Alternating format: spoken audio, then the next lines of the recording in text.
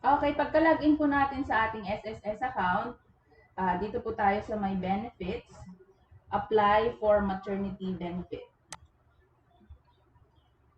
And then, dapat ang mga nakalagay dito is, meron na tayong home address, mobile number, email address, and of course, ang pinaka-importante sa lahat ay ang disbursement account number or kung saan nila ihuhulog yung ating benefit. So, nakalagay na po dito ang aking bank account and the bank account number.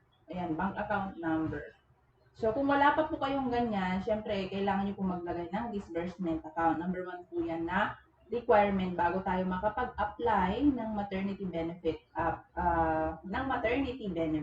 Ayan. So, important reminders. This maternity benefit application is for self-employed voluntary member, overseas Filipino worker, non-working spouse, member separated for employment. Okay, and ang maternity benefit application, guys, again, kasi may nagtanong, ay para lang po ito sa mga female member, exclusively for female members only. Ayan, pero kapag father, hindi po po pwede. So, please upload the supporting documents corresponding to your type of delivery. So, may kailangan po tayong i-upload. So, ito po yung mga requirements. Ayan. So, mamimili po kayo dito kung kayo ba ay nanganak ng live birth, ayan, proof of childbirth, for stillbirth, for miscarriage, and then for qualified as solo parent. Ayan, basahin nyo na lang po yung mga kung saan nagfo-fall yung category po ninyo. So, ako ay dito ako sa cesarean section.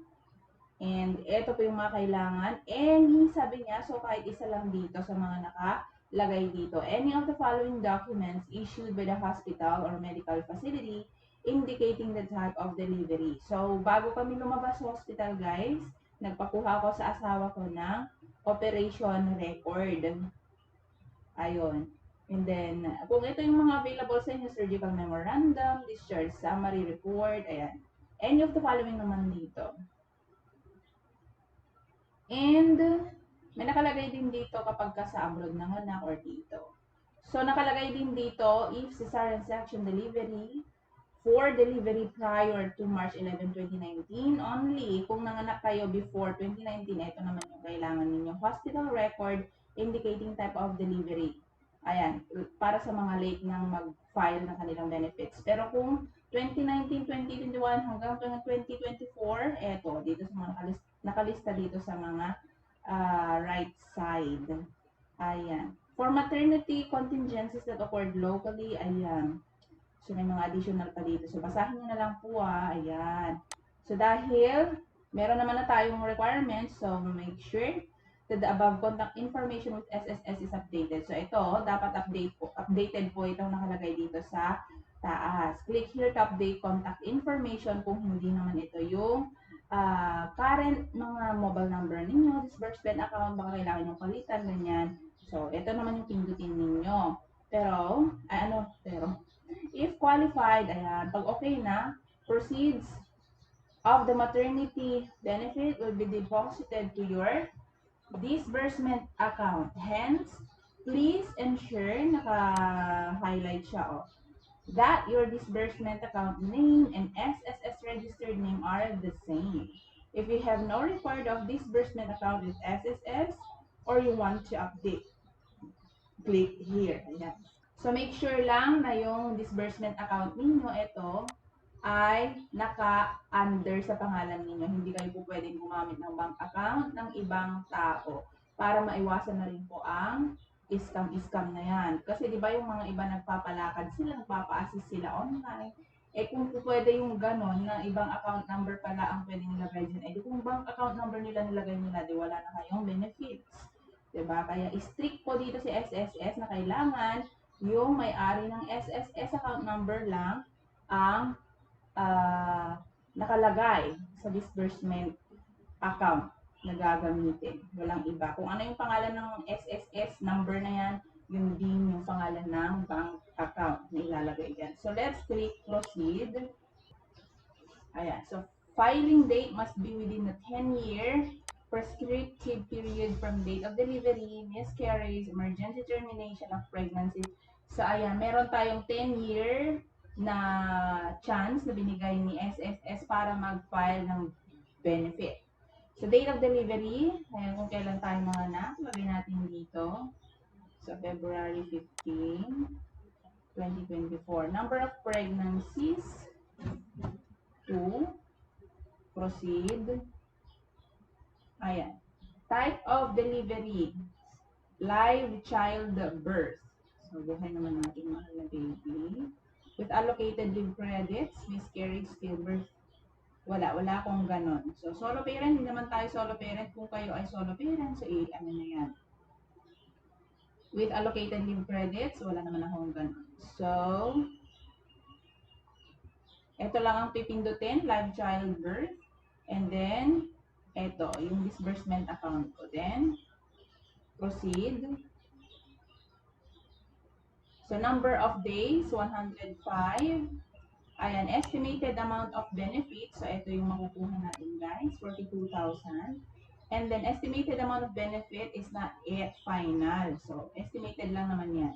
You are eligible to maternity benefit based on the number of qualifying contributions. However, the date of payment of your qualifying contributions is subject for validation by SSS. Ayan. Kaya kapag na-late kayo ng bayad, iba-validate pa yan ni SSS.